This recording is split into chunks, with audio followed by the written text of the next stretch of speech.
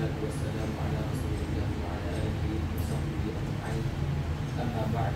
السلام عليكم ورحمة الله تعالى وبركاته. وعليكم السلام ورحمة الله wabarakatuh. Bagong kami sa mga alipin ng Allah subhanahu wa ta'ala ay hindi mawawala sa atin ang pagpapasalamat natin sa Allah subhanahu wa ta'ala na siya ang nagbigay sa atin ng mga biyaya. Isa sa pagpapasalamat natin sa Allah subhanahu wa ta'ala na tayo ay pinagtipon-tipon niya tayo dito sa pagtitipon-tipon na to. Ang pagtitipon-tipon na to ay para lang sa Allah subhanahu wa ta'ala.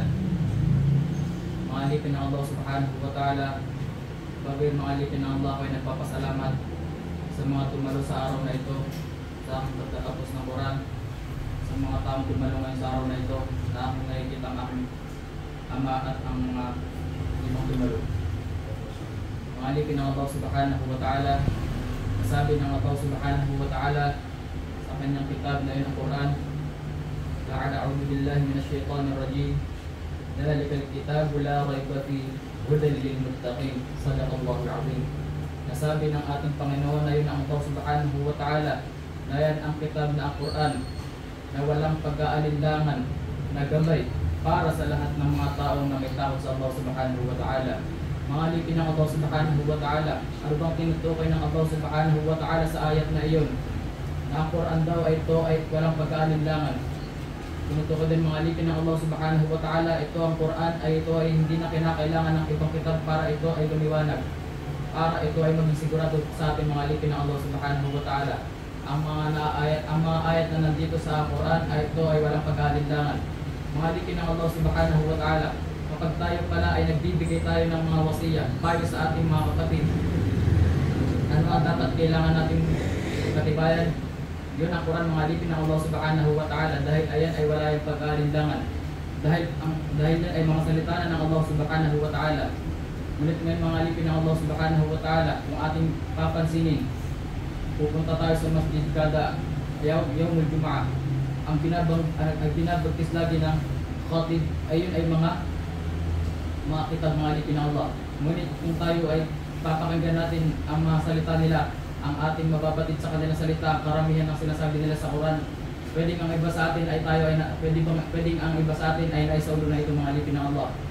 Ya ayyuhalladhina amanu taqullaha haqqa tuqatih wa ma khalaqatul jinna wal insa illa liya'budun. Ay lang ang nabibigkas lagi ng khatib tuwing Yawmul Jum'ah. Ngunit ang kapal ng Quran ay wala ng mga alipin ng Allah subhanahu wa ta'ala. Masyado nilang minamaliit ang Quran, mga alipin ng Allah subhanahu wa ta'ala. Mga alipin ng Allah subhanahu wa ta'ala, lalo na ngayon mga alipin ng Allah, ang panahon na to ay punong-puno ng fitna. Merong ngayon mga tao ngayon, mga alipin ng Allah subhanahu wa ta'ala, ay sila ay gumawa sila ng fitna sa mga tao. Sila ay nagbigay sila ng mga kaalaman. Ngunit ayun ay imbis na tayo ay makakuha ng gantimpala ay nakakasira pala tayo sa mga tao, mga alipin ng Allah. Katulad ngayon mga alipin ng Allah subhanahu wa ta'ala, sila ay dinidiscuss nila ang Islam. Sila ay nagbibigay ng mga adilla, ngunit hindi pa adilla mula sa Rasulullah sallallahu alaihi wasallam. Ngunit pala hindi na sinabi ng Rasulullah sallallahu alaihi wasallam. Ang sinumang tao pinagsinungaling niya ang Rasulullah sallallahu alaihi wasallam ay siya naging kafir. Anong dalil? Innal ladhina kafaru sawa'un 'alaihim a'andartahum am lam tundirhum la yu'minun. Sadaqallahu al-'azim. Sinabi ng Allah subhanahu wa ta'ala, katotohanan na sila na nakafir, na parehas na sila ay palalahanin mo, hindi sila palalahanin, ay hindi pa rin sila maniniwala. Mga alipin ng Allah subhanahu wa ta'ala, anong murad sa ayat na yun na binanggit ng Allah subhanahu wa ta'ala? Kung ating iisipin mga alipin ng Allah subhanahu wa ta'ala, kung ating papakinggan ang kafir, kafaru, ay ating unang maiisip dyan ay lumabas sa Islam, mga alipin ng Allah. Sumuway sa Islam, mga alipin ng Allah subhanahu wa ta'ala. Ngunit ang kafaru ay pasok din dyan ang taong sinira niya ang pagkakaisa ng Allah subhanahu wa ta'ala at pinagsinungaling niya ang Rasulullah sallallahu alaihi wasallam.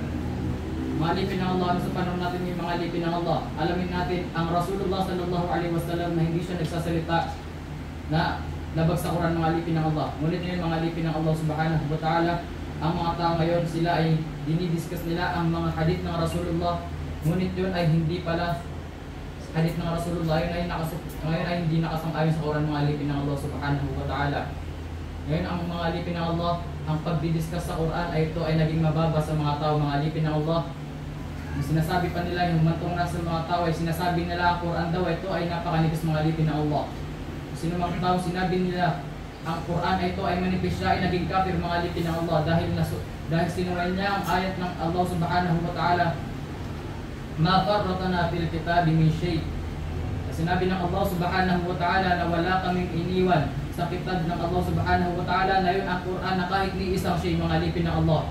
Ngunit ang mga tao ngayon mga alipin ng Allah sila ay gumawa sila ng fitna. Sinabi nila ang Quran daw ito ay hindi kumpleto.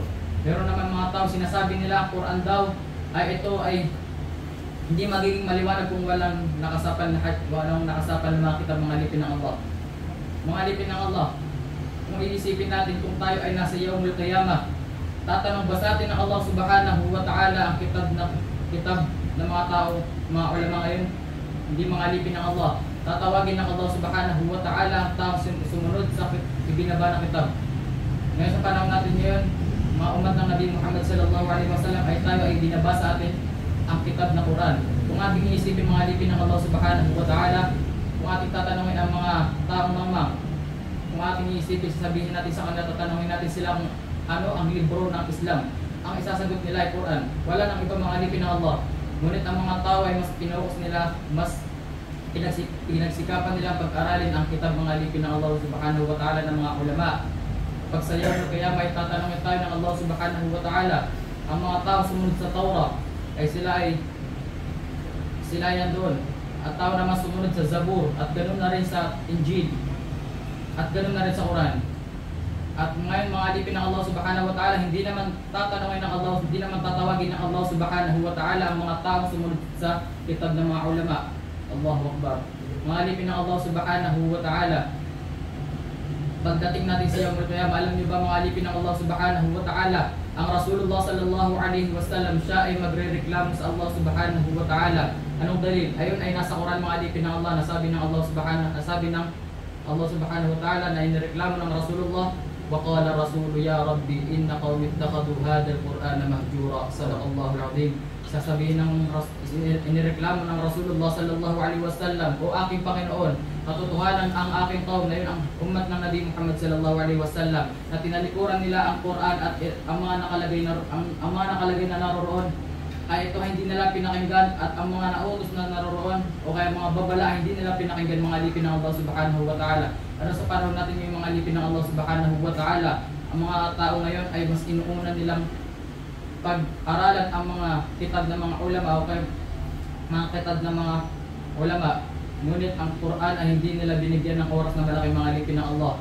Ngayon mga alipin ng Allah subhanahu wa ta'ala, mga tao ngayon sila ay naniniwala sa Quran. Sabihin natin naniniwala sila sa Quran, ngunit yung mga ibang ayat na naroroon na hindi nila pinapaliwalaan. Alladhina ja'alul Qur'ana 'azim. Sinabi ng Allah subhanahu wa ta'ala na sila ang ginawa nilang Quran, na sila hindi naniniwala sa ibang bahagi na naroroon, at pinaniwala naman nila ang ibang bahagi na naroroon mga alipin ng Allah subhanahu wa ta'ala. Hanggang dito lamang mga alipin ng Allah. Kung mayroon akong nasabing hindi maganda ay ako ay patawarin niyo ako, dahil ako ay tao lamang nagkakamali mga alipin ng Allah. Kung ako ay may nagustuhan kayo sa aking sinabi, ayun ay tawfik ng Allah subhanahu wa ta'ala. Hanggang dito lamang. Assalamualaikum warahmatullahi ta'ala wabarakatuh. Waalaikumsalam.